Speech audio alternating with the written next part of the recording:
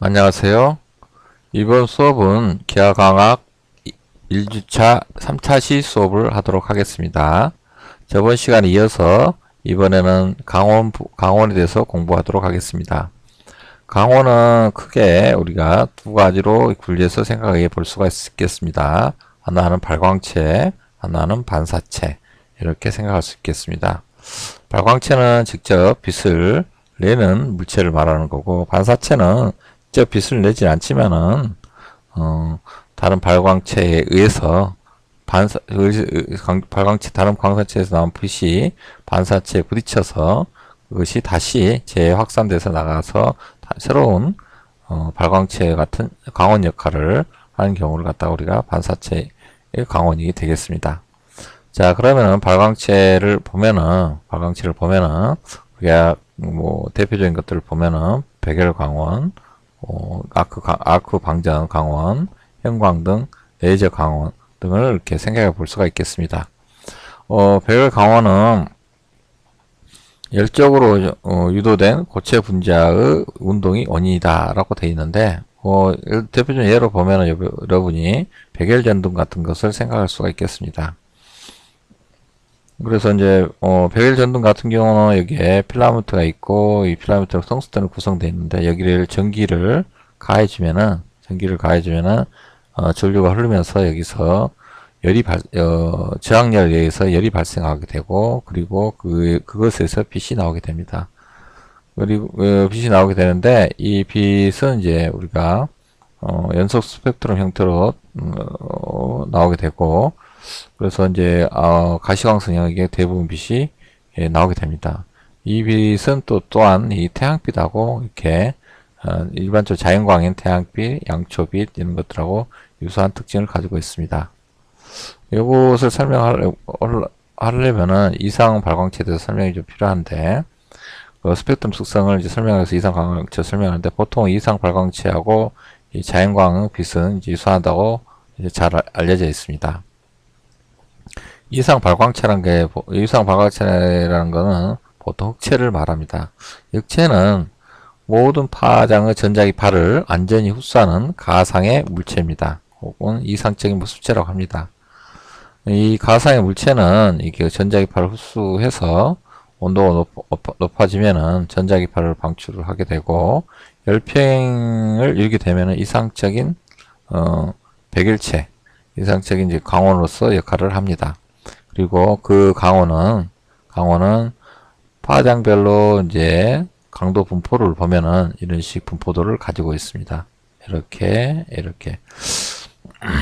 그래서 이제 보면은 이게 이제 또 이게 온도가 써 있는데 이 온도에 따라서 발광체의 스펙트럼 분포가 이런 식으로 변형이 됩니다. 근데 이 큰 특징 중에 하나가 온도가 올라가면 올라갈수록 빛을 낼 수 있는 최대 파장 영역이 단파장 쪽으로 이동한다는 걸 알 수 있습니다.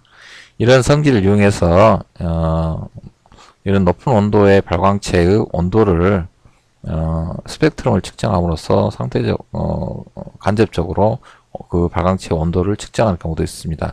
행성 온도를 측정할 때도 이렇게 이걸 이용해서 이제 측정하는 경우가 있습니다.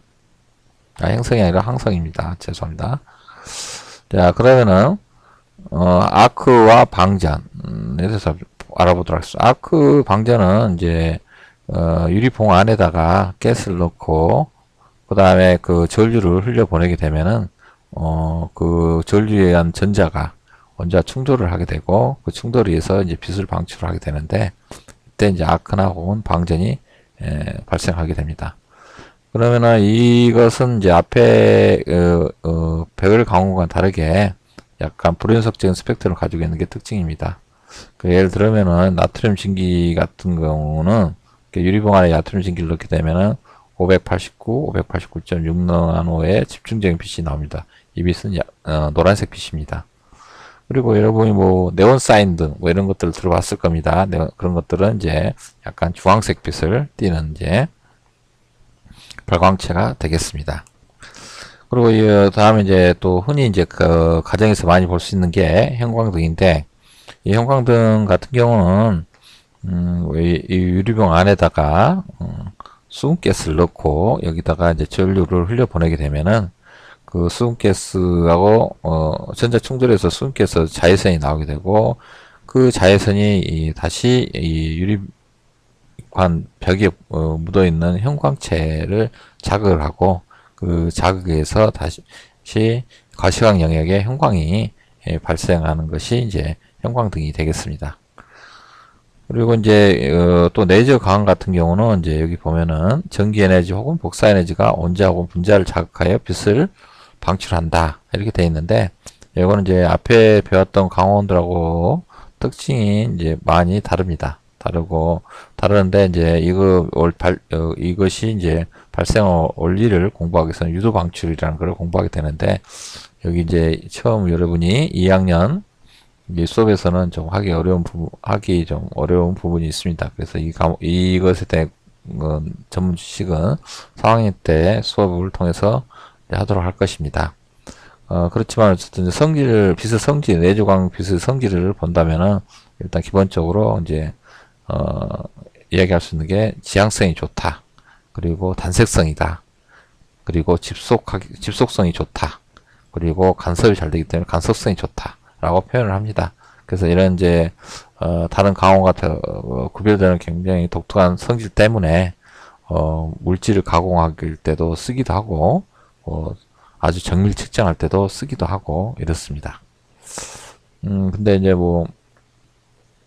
여기서는 이제 레이저 강원에 대한 이렇게 특별한 강원도 또 이제 배우진 않을 거고, 그리고 이제 우리가 여기서 기하학에서 배우는 것도 대부분 렌즈 설계인데, 렌즈 설계는 아무래도 가시광 영역에 대해서 이제 물체가 있을 때 그 물체를 어떻게 상을 맺히는가 이런 거에 대한 공부를 하기 때문에 아마도 레이저 광선과 관련된 공부는 여기서 하지 않을 겁니다. 그리고 이제 반사체, 좀 전에 앞에서 좀 얘기했듯이 반사체는 직접 강원은 아닙니다. 직접 강원이 아니고 다른 강원에서 일단 빛이 발생했을 때 그 빛을 한 번 더 반사시켜서 어떤 원하는 위치에다가 이제 빛을 보내는 형태의 것들이 이제 강원이 되겠습니다. 그래서 이제 어떻게 보면 간접 강원이라고 할 수 있겠습니다. 그래서 대표적인 거 보면은 달이나 종이 이런 것들을 예를 들 수 있는데, 달 같은 경우도 여러분이 달이 자체가 빛을 내고 있다고는 들어보지 못했을 겁니다. 그리고 달은 이제 태양빛으로부터 빛을 받아서 다시 반사를 시켜서 지구에 보내는 형태가 됩니다. 그래서 이제 밤에도 우리가 달빛을 보고 길을 걸어갈 수가 있는 것이 되겠습니다. 그러면 다음은 이제 광학 외질에 대해서 공부해 보도록 합시다. 광학 외질은 이제 대표적인 외질은 유리입니다. 유리고 이제 나머지 것들은 이제 조금씩 이제 필요에 따라 쓰게 되는데, 유리는 이제 보면은 이제 투명 유리, 채색 유리, 반투명 유리 이렇게 이제 있을 수가 있겠습니다. 대부분 광학 기기나 혹은 광학 시스템에서는 이제 투명 유리를 가지고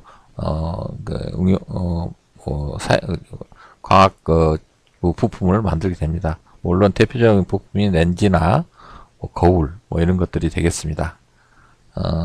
그리고 이제 유리 종류는 수백 가지가 넘습니다. 근데 그거는 이제 투명하긴 하는데 종류가 다르다는 거는 안에 이제 유리 밀도라든지 이런 거에 따라서 다양한 종류의 이제 굴절률을 가지고 있기 때문입니다. 굴절률 혹은 분산 특성. 분산 특성이란 거는 파장에 따라서 이제 빛의 파장에 따라서 굴절률이 이제 다른 현상입니다. 그런 특성들이 다른 다양한 종류의 유리들이 있습니다. 그리고 채색 유리 같은 경우는 이게 보통 이제 이렇게 이제 디자인에서 많이 쓰이는데, 보면 이것도 교회 창문인데, 보면은 교회 창문인지 성당 창문인지 잘 모르겠는데, 보면은 이제 채색 유리를 통해 가지고 이렇게 아름다운 이제 실내 장식을 만들기도 합니다. 물론 이 채색 유리를 이용해서 이제 또 어떤 특정한 이제 색깔의 빛만 뽑아낼 때 사용하기도 합니다. 그리고 반투명 유리는 이제 이런 보통 이렇게 표면이 맨질맨질하지 않고 거친 면을 가진 유리들을 갖다가 이제 반투명 유리를 하는데, 반투명하다는 얘기는 이걸 이용해서 이제 창문을 만들었을 때 반대편이 보이지 않습니다. 물론 그렇다고 해서 빛이 안 들어오는 건 아닙니다. 표면이 거칠어서 올 때 이제 표면에서 이제 거친 표면에서 산란이 대부분이 돼버리기 때문에 이렇게 이제 창문 너머에서 보이는 물체의 모습이 깨끗한 상이 형성이 되지 않는 경우를 이제 경우를 만들어 줍니다. 이 반투명 유리가. 그래서 이제 이런 것도 이제 특수한 목적을 위해서는 또 이렇게 또 사용하기도 합니다. 그리고 이제 또 이거는 이제 결정체인데, 이 보면 결정체도 보면 여기 투명한 결정체입니다. 결정체를 깨끗이 결정체 자르게 된다 그러면은 이것도 이제 특별하게 이제 유리에서 할 수 없는 특별한 현상들을 만들어내기도 합니다. 그리고 이제 복불절 특성도 있고, 그래서 다른데 또 응용도 많이 합니다. 색깔을 변환하는 장치로도 쓸 수 있고, 여러 가지, 또 혹은 빛의 평광을 이렇게 변형시킨다든지 이런 것들에 이제 활용되는 것들이 활용 범위가 굉장히 많이 있습니다. 이 결정체들은. 그래서 이것들이 어떻게 보면은 이 광학 매질의 주 종이라고 하겠습니다. 나머지 이제 반사체들이 있는데, 이것도 이제 기하광학에서 이제 다룰 수 있는 광학 매질의 한 부분이라 할 수 있는데, 특별하게 이렇게 많이 언급되지는 않을 겁니다. 그리고 이제 불투명체 해가지고 있는데, 이거는 이제 빛을 통과하지 못하게 하는 물질들을 말합니다. 근데 유리도 이제 이런 불투명체가 있습니다. 보통 우리가 가시광 영역에서 투명한 유리도 보면은 자외선 영역에서는 이제 흡수를 하기 때문에 자외선 영역에 대해서는 불투명체라고 할 수 있습니다. 그리고 흑색 유리, 이거는 이제 색깔이 검다는 얘기니까 아무래도 이제 가시광선 영역을 흡수해서 빛을 차단하는 역할을 하는 유리라고 할 수 있겠습니다. 그래서 이런 것들이 이제 광학 매질로 이제 활용이 됩니다. 그리고 이제 전광원과 확장광원에 대해서 좀 알아보도록 하겠습니다. 여기 전광원은 여기 보면은 정의된 것처럼 무시할 정도 작은 점에 대응되는 발광원이다, 발광체다 이렇게 써 있습니다. 그래서 대표적으로 별이라고 되어 있는데, 별 같은 경우는 이제 실제로 굉장히 큰 사이즈입니다. 하지만 이제 먼 지구에서 봤을 때는 한 점으로 보입니다. 그래서 이제 한 점으로 보인다는 얘기는 그 넓은 커다란 발광체에서 나온 빛 중에 지구로 도달할 수 있는 그 광선은 아주 극히 일부분, 전광원 수준의 일부분 빛만 도달하게 되겠습니다. 그래서 이제 그 빛의 특징을 보면은 이런 식으로 보면은 이제 전광원이 있을 때 이렇게, 그리고 장애물을 이렇게 놔뒀을 때 빛을 쪼이게 되면은 전광원에 나온 광선들은 이렇게 방사선 방향으로 나가기 때문에 장애물에서 이렇게 가리게 돼서 그림자가 형성이 되는데, 그림자 영역이 이렇게 넓습니다. 근데 이제 확장광원은 여기 보면은 광원이 위험한 각에 대응될 경우 이렇게 되어 있는데, 확장광원 같은 경우는 어떻게 보면은 이 확장된 그 광원 영역, 최적을 차지하는 부분에 전광원들이, 무수히 많은 전광원들이 분포되었다고 생각하면 되겠습니다. 그래서 이제 한 점에 모이지 않고 전광원들이 여러 넓은 면적에 분포되어 있다 보니까 같은 장애물을 갖다 놓게 되면은 장애물에 의해서 생기는 그림자가 앞에 전광원과는 전혀 다르게 나옵니다. 이렇게 이제 물론 이렇게 당연히 사각지대에서 들어온 빛도 있기 때문에 그림자가 이렇게 보면은 훨씬 작아지게 되는 특징을 가지고 있습니다. 그래서 이제 우리가 이제 광학 설계를 할 때 이런 전광원에 대한 설계도 있을 수가 있고, 확장광원에 대한 설계도 있을 수가 있겠습니다.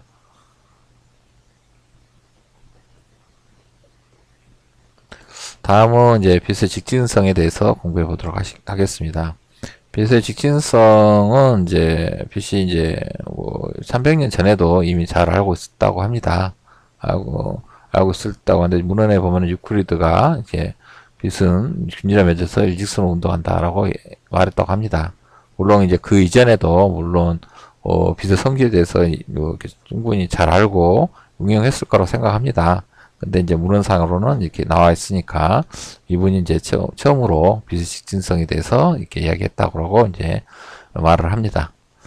자, 그러면 이런 빛의 직진성에 이용해서 이제 간단한 과학 장치 혹은 기기를 하나 예제로 들어볼 텐데 그 중에 하나가 이제 피놀 카메라입니다.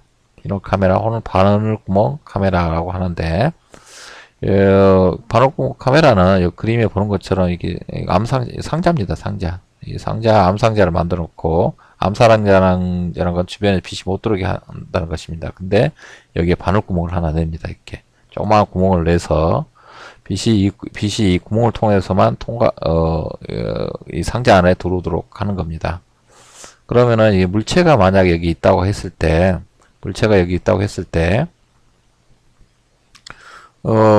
물체에서는 이제 어떻게 보면은 이제 뭐 발광체일 수도 있고, 뭐 또 간접적 조명으로 해서 이제 여기서 빛이 반사돼서 산란돼서 나올 수도 있습니다. 어쨌든 간에 확장 광원이라고 할 수 있겠습니다. 확장 광원이기 때문에 이게 모든 점들에서 이제 점광원들이 있다고 생각할 수가 있는데, 이 끝점에서 나오는 점광원에서 나온 빛은 사방으로 다 나올 것입니다. 빛이, 광선이.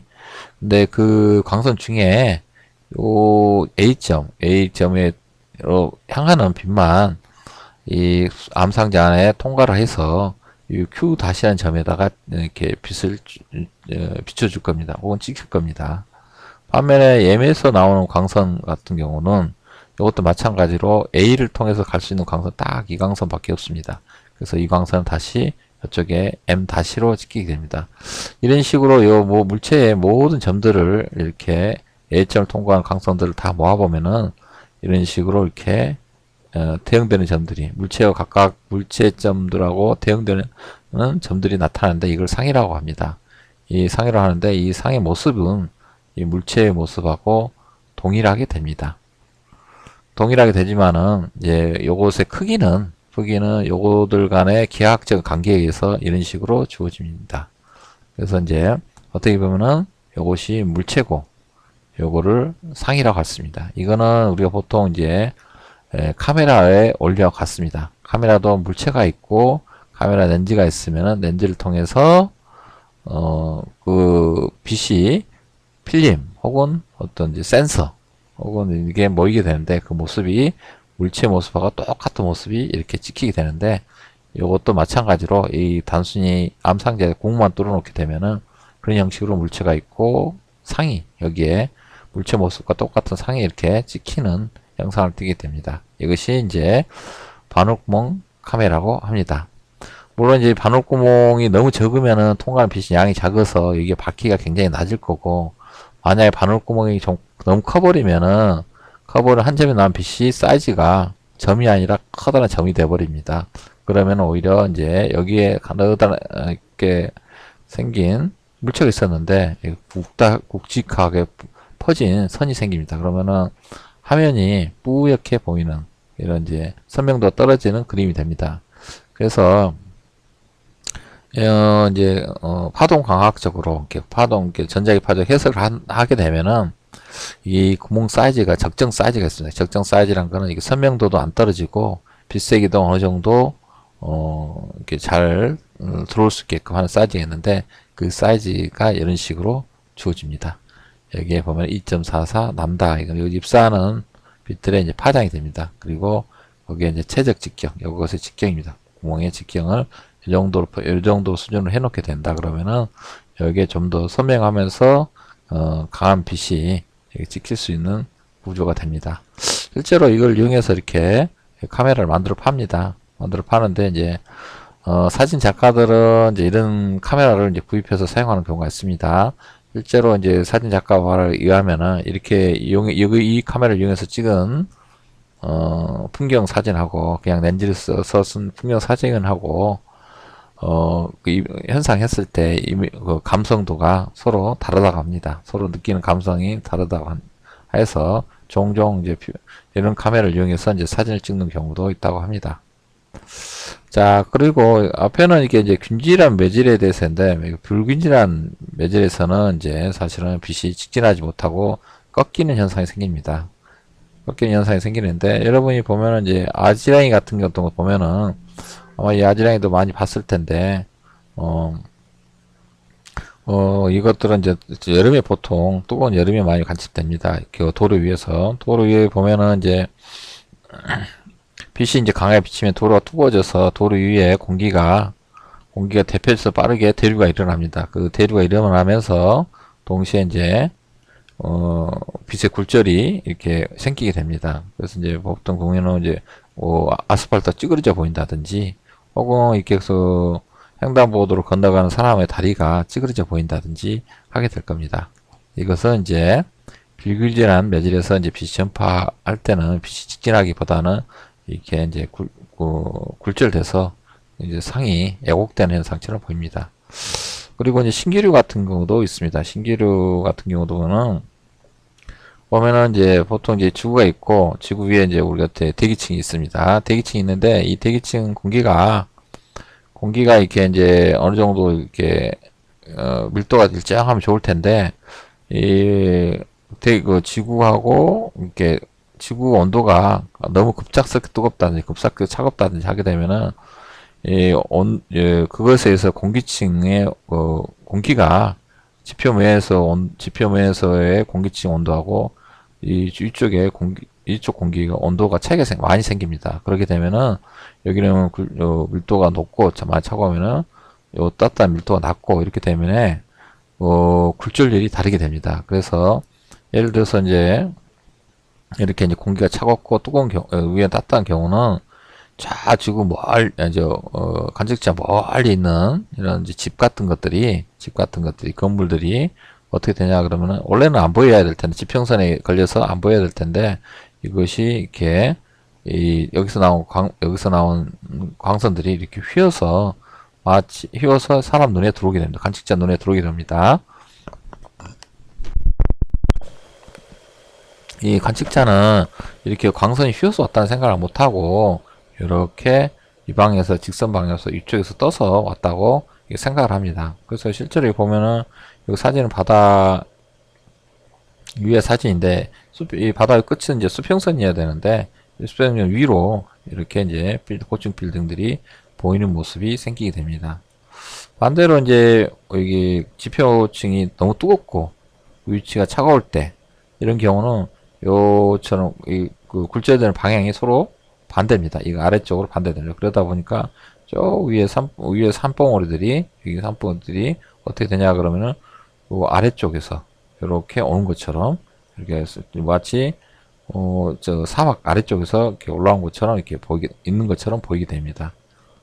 자, 이런 것들이 이제 신기류라고 하는데, 이것들은 이제 붉은질 매질에서 이제 빛이 전파하는 모습이 되겠습니다.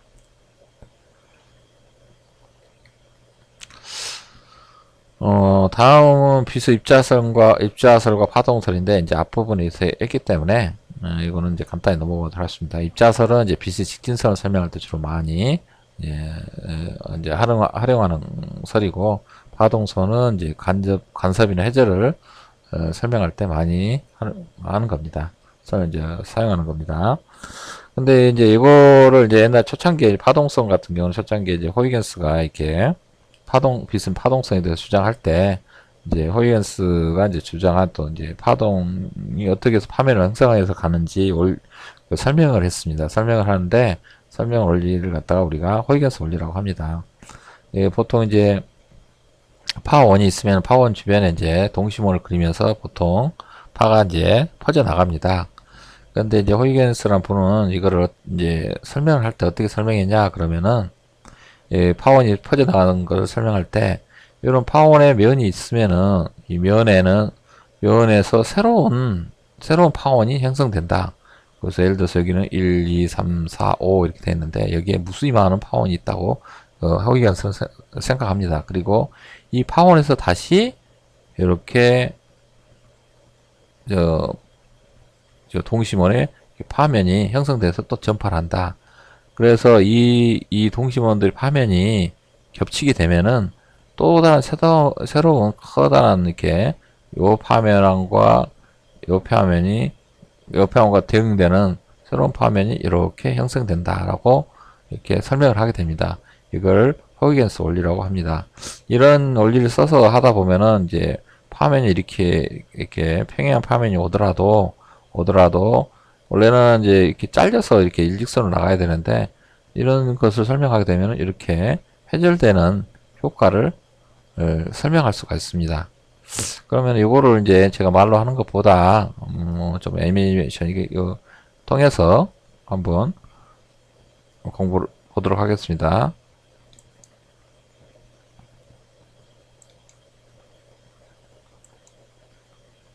아,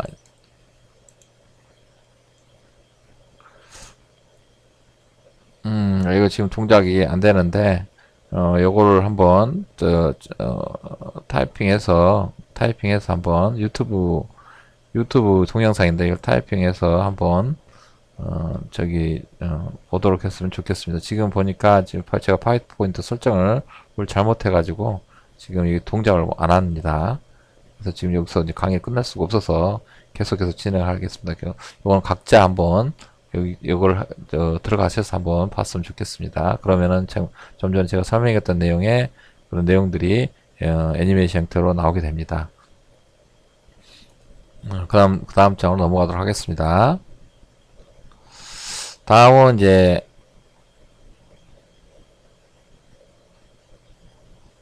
암영하고 반영 및 이거에 대해서 공부해 보도록 하겠습니다. 암영은 이제 이렇게 이제 보통 이제 정강원이 생기게 되면은 정강원이 있으면은 정강원 물체가 있고 정강원이 있으면은 여기서 빛이 나가게 되면은 보통 아까 앞에서 정강원 설명할 때 마찬가지로 이렇게 나가기 때문에 여기에 넓은 형태의 이제 그림자가 형성됩니다. 이걸 갖다가 암영이라 그러고 반영은 이제 확장 광원에서 형성되는데 여기 보면은 이제 이렇게 이제 확장 광원이 크다 이렇게 있으면은 여기 요 모든 점이 다 정광원이기 때문에 이 끝점에도 정광원이 있겠죠. 그럼 이 정광원 끝점에서 난 정광원 이렇게 해서 이쪽으로 이렇게 빛을 비추기 때문에 요 끝점 정광원에서 이쪽에 빛이 들어옵니다. 이쪽에. 그리고 이쪽 끝점에서도 또 빛이 이렇게 이쪽으로 들어옵니다. 이쪽으로 들어옵니다. 이쪽으로. 그래서 이제 요것에 의해서 생기는 요 암행 지름은 요것은 적습니다. 이렇게 줄어듭니다. 실제 암행은.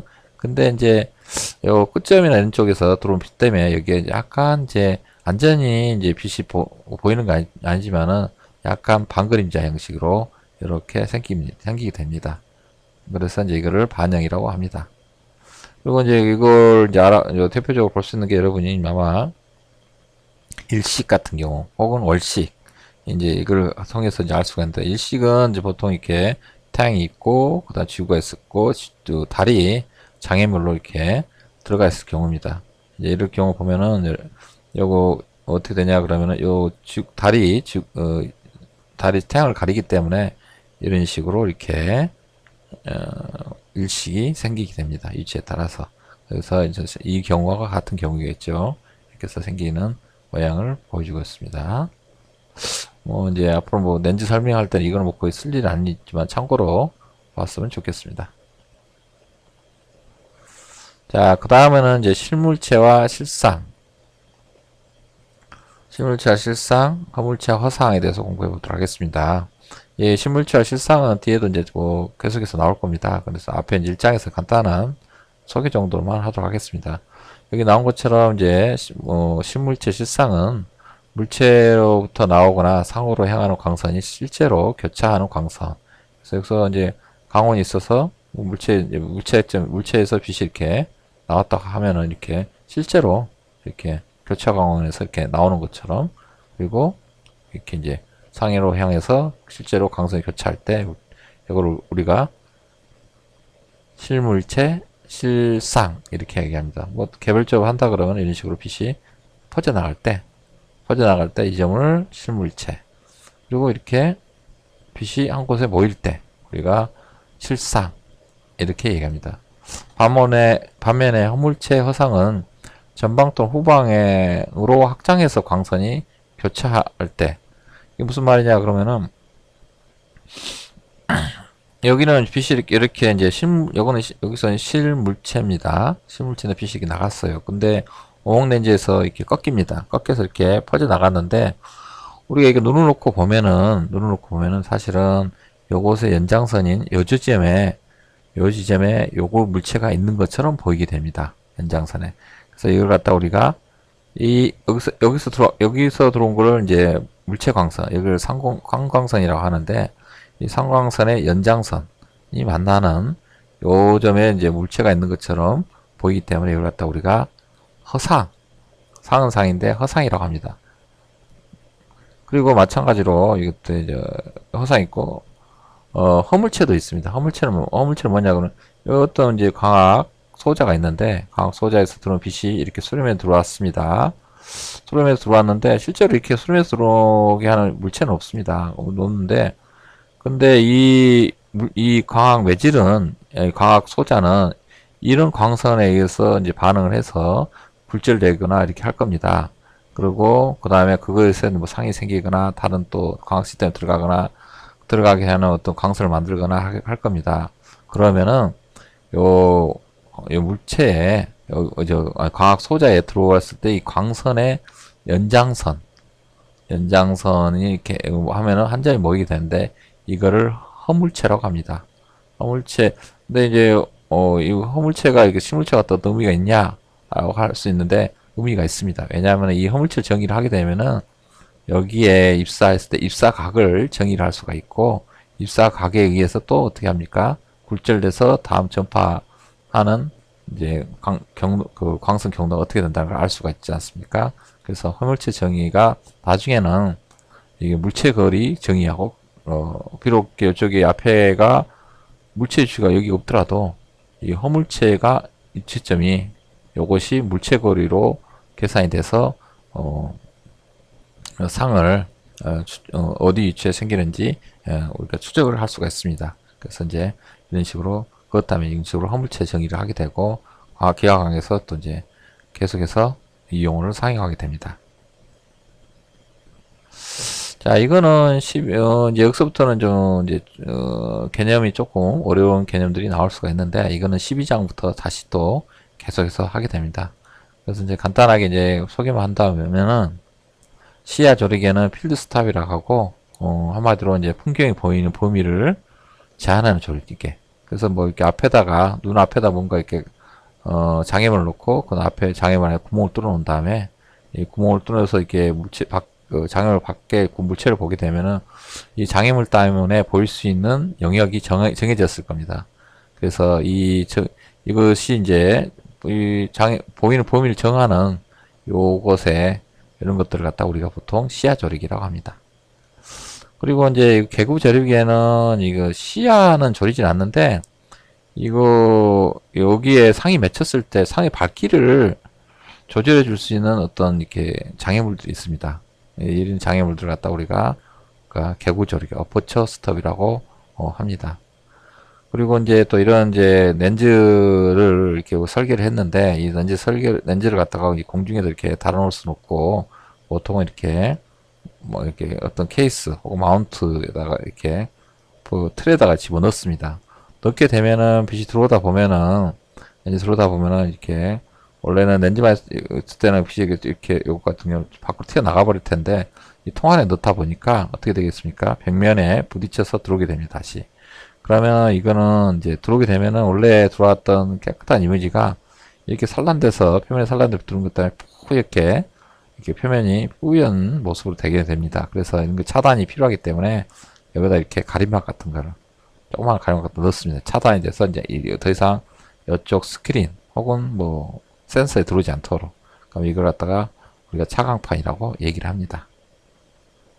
근데 이제 차광판은 이제 이렇게 뭐 기계 설계할 때 이제 좀 중요한 것이고 실제 여기 우리 기하학 설계할 때는 이거 시야 조리기하고 개구 조리기에 대해서 이제 집중적으로 공부하게 될 것입니다.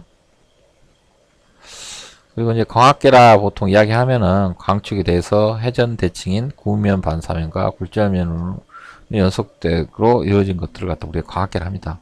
그래서 카메라 예를 들면은 보면은 요 표면에 이렇게 굴절면도 있고 이게 이제 거울이 없어서 반사면이 없다고 됐는데 여기 꺾어서 반사면이 있는 경우도 있습니다. 이런 것들이 연속적으로 이렇게 쭉 있습니다. 이렇게 있으면 우리가 이거를 갖다 우리가 광학계라고 합니다. 통칭해서. 이건 특별하게 이제 이거는 아마도 이제 어디에서 뭐 이렇게 어디 뭐 센서용으로 쓴 것 같기도 하고 뭐 좀 그런 것 같습니다. 근데 이제 제가 이것도 구글에서 이제 따오다 보니까 이거를 정확한지 쓰임새는 잘 모르겠습니다. 그리고 또 이렇게 또 이런 것들도 마찬가지로 이제 여기 이제 뭐 안에 LED 장원이 있는데 LED 강원을 밖으로 뒤에서 잘 보이도록 이렇게 표면을 이렇게 또 이렇게 표면을 뭐 렌즈라든지 아니면 반사체 구면을 만든다든지 반사면든지 이렇게 해서 또 만듭니다. 이런 것들도 이제 광학계라고 할 수 있겠습니다. 그래서 이제 여기서 보면은 이제 요 물체 쪽에서 오는 광선을 물체 광선, 상쪽 방향으로 가는 광선을 광학계에서 상쪽 방향으로 가는 상광선 이렇게도 부릅니다. 그리고 이제 우리가 용어로 새로운 용어로 이제 버전스나 디옵트 같은 거를 쓸 겁니다. 이제 버전스를 모른다 해도 디옵터는 좀 들어봤을 가능성이 있습니다. 여러분이 뭐 특히 이제 안경 쓰시는 분들은 안경제가 하면은 몇 디옵터 이런 표현을 썼을 겁니다. 이 디옵터 표현을 썼을 텐데 이 디옵터는 이제 보통 어떻게 되냐면은 단위가 미터분의 1 역수입니다. 역수. 거리의 역수로 이렇게 표현한 걸 갖다 디옵터 단위라고 합니다. 우리가 여기 m자를 미터라고 있듯이 n분의 1을 갖다가 우리가 디옵터라고 보통 읽습니다. 자, 그래서 이제 그러면은 이제 디옵터는 이제 보전스를 표기해서 보통 쓰는데 보전스는 뭐냐? 그러면은 빛이 모이고 퍼지는 정도를 나타내는 숫자입니다. 그래서 소련과 발산을 둘 다 포함하는데 예를 들어서 이제 실물체에서 출사하는 광선을 보겠습니다. 이렇게 실물체에서 출사하게 되면은 이렇게 광선이 퍼져나갑니다.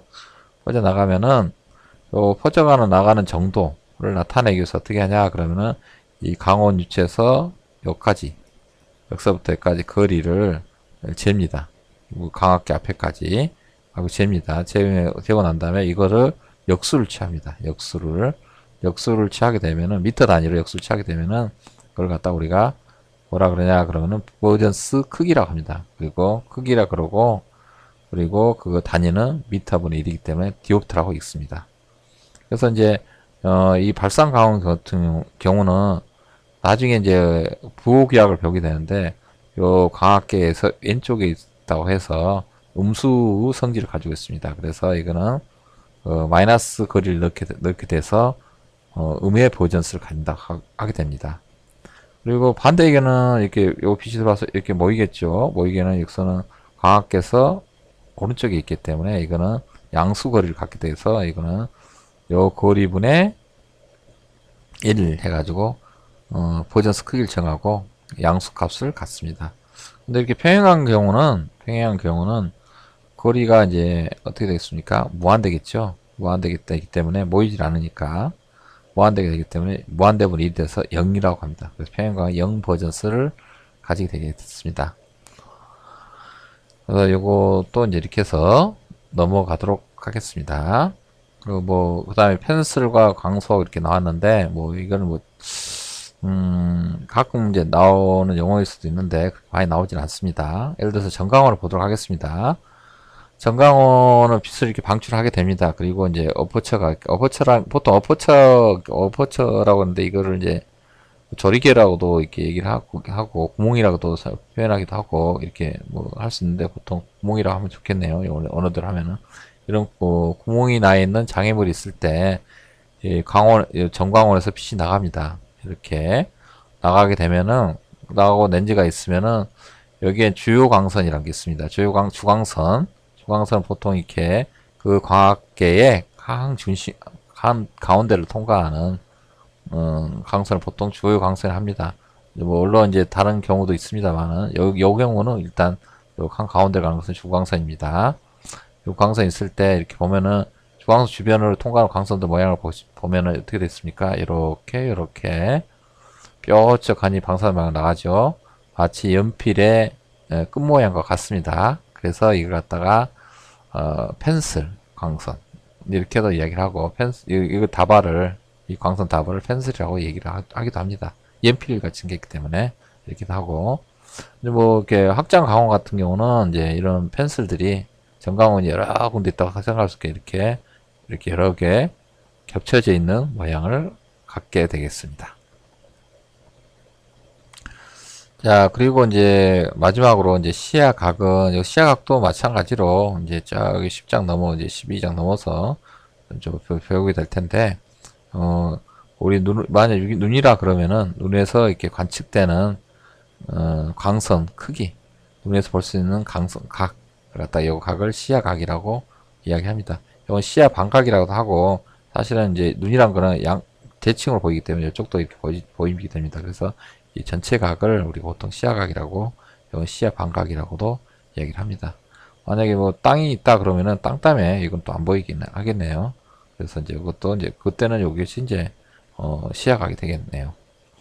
자, 이렇게 해서 이제 1장 수업은 이걸로 마쳤습니다. 그 1장 연습 문제를 보면은 1번, 2번, 5번, 6번, 12번 문제가 있습니다. 이걸 문제를 풀어서 제출하면 되겠고, 제출 기한은 아무래도 이제 우리가 온라인 강의를 하고 있기 때문에 강의실에서 올 수가 없어서 저기 우리가 이제 실제 강의를 언제 할지 모르겠지만은 지금 현재는 2주 코로나 때문에 2주 정도 생각하고 있는데, 그건 또 나중에 사정을 봐서 어떻게 될지 모르겠습니다. 어쨌든 그때 강의실 이제 강의가 시작될 때 그때 가져오시면 되겠습니다. 그래서 이제 3차시 1주차 3차시 수업을 이걸로 마치도록 하겠습니다. 감사합니다.